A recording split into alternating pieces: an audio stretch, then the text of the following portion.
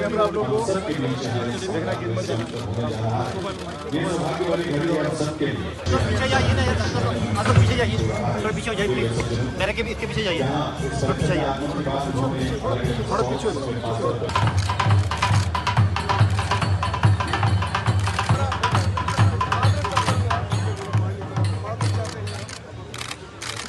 मोदी जी की मंत्रिपरिषद में मेरी साथी बहन मीनाक्षी लेखी जी, भारत सरकार के गृह सचिव श्री अजय कुमार भल्ला जी, भारत सरकार के संस्कृति सचिव श्री गोविंद मोहन जी, मुख्य सचिव जम्मू कश्मीर श्रीमती उमा जी, संयुक्त सचिव संस्कृति मंत्रालय, और आज के ये छोटे परंतु महत्वपूर्ण कार्यक्रम में पधारे हुए आप सभी भाइयों बहनों को मेरा नमस्कार। आज एक ऐसा कार्यक्रम है जिसमें गोविंद मोहन जी ने चलते चलते मुझे निमंत्रण दिया था और मैंने इसको मौका समझकर लपक लिया और आज आपके बीच में आया हूं, क्योंकि मैं बचपन से इस देश की इतिहास, इस देश की संस्कृति, देश के हर हिस्से की भाषा, संगीत, अनेक प्रकार की विधाओं में हमारे देश के अलग अलग हिस्सों का योगदान, इस सब के विद्यार्थी के रूप में मुझे मालूम है कि झेलम का महत्व क्या है। यही झेलम है, यही वितस्ता है जिसने हजारों साल से कश्मीर के अंदर अनेक प्रकार के अनुसंधानों की वो साक्षी रही, अनेक प्रकार की संस्कृति के मिलन के स्थल बनने का इसको सौभाग्य प्राप्त है। यही झेलम ने आदि शंकर को भी देखा है और यही झेलम ने बौद्ध साधुओं को भी देखा है। यही झेलम ने यहां पर अनेक प्रकार की संस्कृति के मिलन की साक्षी बनी। ज्ञान की तृषा, ज्ञान का अनुसंधान और फिर निर्णय पर पहुंचने की प्रक्रिया, ये तीनों हर क्षेत्र में, चाहे क्षेत्र अवकाश का हो, चाहे क्षेत्र ज्योतिष का हो, भाषा का हो, व्याकरण का हो, गणित का हो या संगीत और नाट्य परंपराओं का हो, हर क्षेत्र के विद्वानों ने इस भूमि से ही निकलकर न केवल भारत, समग्र विश्व के अंदर अपनी कलाओं का लोहा मनाया है। यही क्षेत्र के अंदर सूफी संत भी आए, यही क्षेत्र के अंदर बुद्धिस्ट भी आए, यही क्षेत्र के अंदर शैव और वैष्णव परंपराओं ने भी अपनी परम सीमा को छूने का काम किया। और ये सब का सुभग समन्वय अगर कहीं हुआ तो आज की कश्मीर की संस्कृति में हुआ। ये झेलम ने कई कठिन समय भी देखे हैं, वितस्ता की धाराएं कई बार खून से लथपथ भी हुई, धर्मांध लोगों के हमले भी देखे हैं, अनेक राज परिवर्तन देखे हैं, आतंकवाद की भीषण विभीषिका की ये झेलम साक्षी रही है। इस सब को अपने उदर के अंदर एक मां की तरह समाहित कर कर हमेशा बच्चों को स्नेह, प्यार और उत्साह देने का काम ये वितस्ता ने किया है। जो ये झेलम को नदी मानते हैं, वो शायद मानव संस्कृति को और मानव संस्कृति की ऊंचाई की पहचान नहीं रखते हैं। ये झेलम मानव की सभ्यता का सबसे उच्चतम स्तर की मुख्य साक्षी ये वितस्ता है। और जिसने भी वितस्ता महोत्सव की कल्पना की है, मैं उसको आज बहुत बहुत साधुवाद देना चाहता हूं, क्योंकि वितस्ता महोत्सव सच्चे कश्मीर का दर्शन समग्र विश्व को कराने वाला एक महोत्सव है। आदि शंकर ने जिस भूमि को ज्ञान की भूमि कहा, मुगल शासकों ने जिस भूमि को पृथ्वी पर का स्वर्ग कहा, और सम्राट अशोक ने कहा कि सकून अगर कहीं मिलता है, बौद्ध धर्म के अंदर बौद्ध धर्म को आगे बढ़ाने के लिए, विचार मंथन के लिए कोई उचित भूमि है तो यही कश्मीर है। और ये साला यही वितस्ता के किनारे पर हुआ है। संस्कृति एक साल में नहीं बनती है। संस्कृति एक विधा या एक कला से नहीं बनती है। अनेक प्रकार के मानव जीवन के सभी पहलुओं के सुभग समन्वय से संस्कृति बनती है। और संस्कृति की धारा अविरल बहती हो, ऐसे बहुत कम देशों में से हमारा देश है, जिसकी संस्कृति की धारा शायद 15-20 हजार साल पुरानी है। और हमें इसका गौरव होना चाहिए। और ये सिर्फ कश्मीर नहीं है, देश के हर हिस्से में इतनी पुरानी संस्कृति की अविरल धारा मिलकर भारतीय संस्कृति की गंगा बनती है। एक जमाने में हम पर शासन करने वाले अंग्रेजों को हमारी विविधता, हमारी दुर्बलता लगती थी, वीकनेस लगती थी। मगर जब शासक रचनात्मक दृष्टिकोण से देखता है तो विविधता में एकता, यही हमारी विशेषता है और ये हमारी सबसे बड़ी स्ट्रेंथ है। भारत के लोगों को कई प्रकार के विचार, कई प्रकार की जीवन पद्धतियां, कई प्रकार के धर्म, कई प्रकार की भूषा, वेशभूषा, खानपान, इसके साथ जीने की सदियों से आदत है। और हमारे संतों ने जब जब भी विचरण करा, क्या आप ऐसी कल्पना कर सकते हैं कि जब आदि शंकर यहां आए होंगे केरल से पैदल चलते चलते, तब उनको रास्ते में एक ही प्रकार की संस्कृति मिली होगी, एक ही प्रकार का खान पान मिला होगा? ये संभव ही नहीं है। ये सबके साथ जीने का हम सबका संस्कार ही भारत की विशेषता है। और वितस्ता महोत्सव कश्मीर की ये विशेषता को समग्र भारत और समग्र विश्व में पहुंचाने वाला राजदूत है। वितस्ता महोत्सव के माध्यम से ही कश्मीर सबको समाहित करने वाली एक बहुत बड़े मन वाली विचारधारा है, बहुत बड़े मन वाली संस्कृति है। इसका परिचय समग्र विश्व को होगा। अनेक प्रकार की कलाओं ने कला क्षेत्र की उच्चतम सीमाओं को यहीं छुआ है। अनेक प्रकार के स्थापत्यों ने देश भर से स्थपतियों को भी बुलाया और कलाकारों को भी बुलाया, मूर्तिकारों को भी बुलाया। और यहां पर एक से एक बड़े स्थापत्य बनाए गए। यही प्रदेश है जहां पर संगीत और ज्ञान ने अपनी ऊंचाइयों को छुआ। इसीलिए इसको आदि शंकर ने शारदा क्षेत्र कहा और यहां शारदा पीठ की स्थापना की।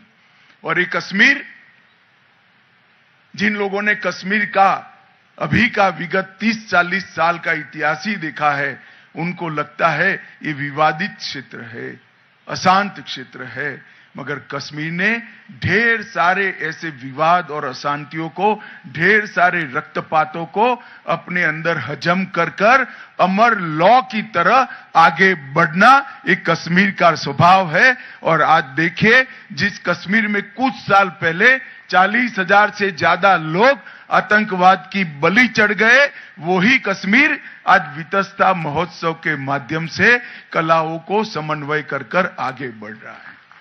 और मित्रों, मैं आज यहां से घाटी के युवाओं को भी कहने आया हूं, जिन लोगों ने भी आपके हाथ में पत्थर और हथियार पकड़ाए, इन्होंने आपका भला नहीं किया है। आपके हाथ में पत्थर और हथियार नहीं होने चाहिए। आपके हाथ में कलम होनी चाहिए, लैपटॉप होना चाहिए, आपके हाथ में पुस्तकें होनी चाहिए, आपके हाथ में इतिहास होना चाहिए कश्मीर का। अगर कश्मीर के इतिहास को आप जानोगे तो किसी के प्रति घृणा करना ये कश्मीर का इतिहास ही नहीं है। कश्मीर में तो जो आया, कश्मीर ने इसको स्वीकार कर लिया और एक खेलती कूदती बहती वितस्ता की तरह हमेशा कश्मीर की संस्कृति आगे बढ़ती गई, पीछे मुड़कर कभी नहीं देखा।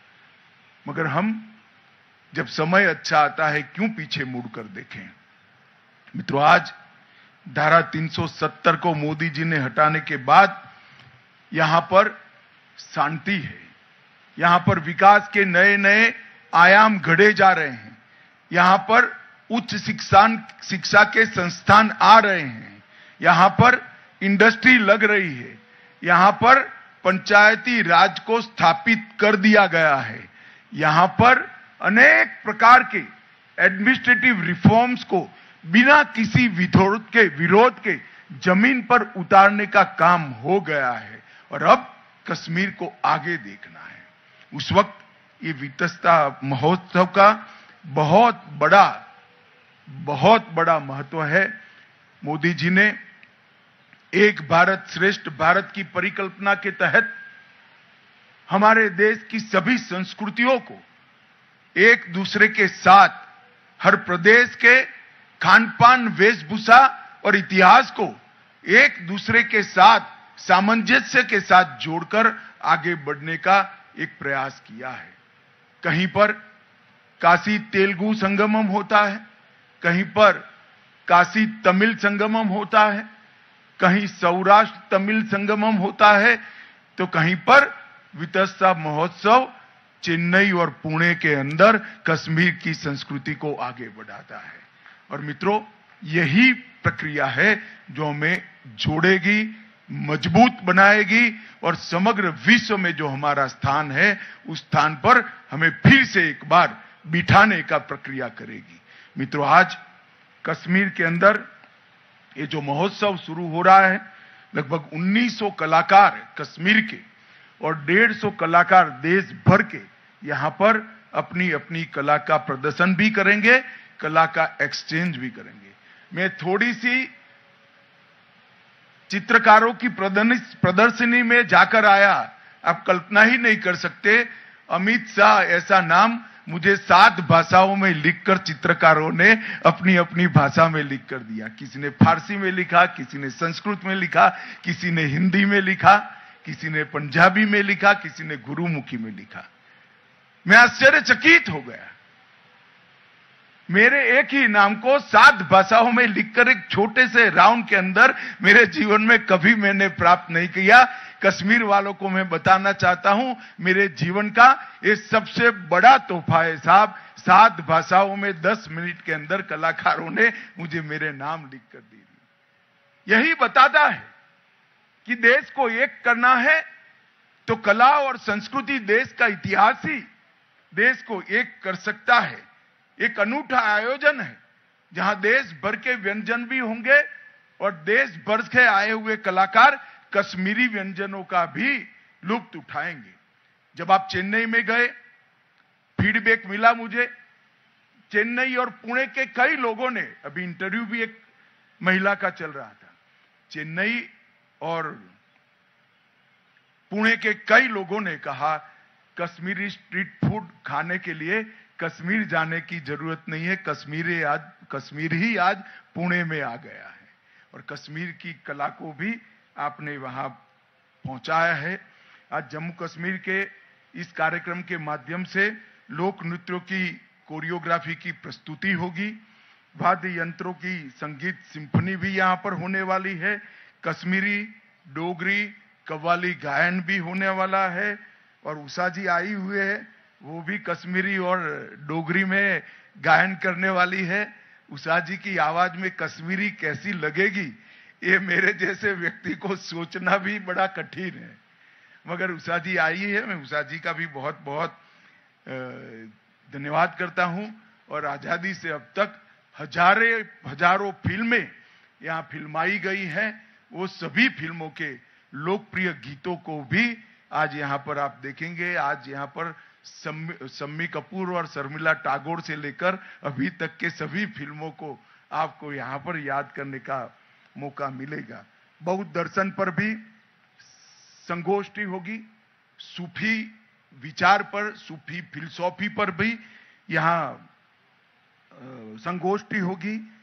पेंटिंग और कैलीग्राफी के भी शिविर लगाए गए हैं और कश्मीर के पुरातत्व के इतिहास को इतने भव्य तरीके से संजोकर यहां रखा गया है। आज के बच्चों को मेरा आग्रह है कि इसको जरूर देखिएगा। आप किस विरासत को लेकर आपको जाना है, किस विरासत को अगली पीढ़ी को सौंप कर जाना है, वो तभी आप देख पाएंगे जब रात तरंगिनी पढ़ेंगे।